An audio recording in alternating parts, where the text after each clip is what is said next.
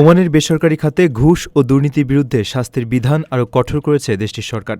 সম্প্রতি জারি করা রাজকীয় ডিক্রির মাধ্যমে দণ্ডবিধিতে আনা নতুন সংশোধনীতে বেসরকারি খাতে ঘুষ লেনদেনের শাস্তি ও জরিমানার পরিমাণ ব্যাপকভাবে বাড়ানো হয়েছে। নতুন এই আইনের ফলে এখন থেকে ঘুষ দেওয়া, নেওয়া কিংবা মধ্যস্থতাকারী হিসেবে কাজ করা সব ক্ষেত্রেই অপরাধীদের কঠিন সাজার মুখোমুখি হতে হবে। সংশোধিত আইন অনুযায়ী বেসরকারি প্রতিষ্ঠানের কোনো মালিক, পর্ষদ সদস্য বা কর্মী অবৈধ সুবিধা বা ঘুষ গ্রহণ করলে তাদের ১ থেকে ৩ বছরের কারাদণ্ড এবং সমপরিমাণ আর্থিক জরিমানা হবে। আর এই ঘটনা যদি পেশাগত দায়িত্বের সরাসরি লঙ্ঘন হয় তবে শাস্তির মাত্রা বেড়ে ৩ থেকে ৫ বছরের কারাদণ্ড হবে। এমনকি কাউকে ঘুষের প্রস্তাব দেওয়ার পর সেটি প্রত্যাখ্যাত হলেও প্রস্তাবকারীকে ৩ মাস থেকে ১ বছর পর্যন্ত কারাদণ্ড ভোগ করতে হবে। নতুন এই বিধানে ঘুষদাতা এবং মধ্যস্থতাকারীদের সমান শাস্তির আওতায় আনা হয়েছে। তবে অপরাধ জানাজানি হওয়ার আগেই কেউ স্বেচ্ছায় স্বীকার করলে তিনি শাস্তি থেকে অব্যাহতি পেতে পারেন।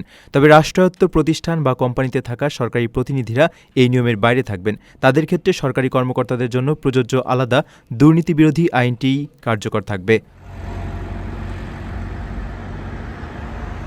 প্রবাসীর সিটিতে চলছে বহুল আলোচিত ফ্রি ফ্ল্যাট অফার, অর্থাৎ আপনি যে টাকা দিয়ে এখন ফ্ল্যাট কিনবেন ৫ বছর পর সেই সম্পূর্ণ টাকা ফেরত পাবেন, আর সেই সাথে পাচ্ছেন একটি ফ্ল্যাট একদম ফ্রি।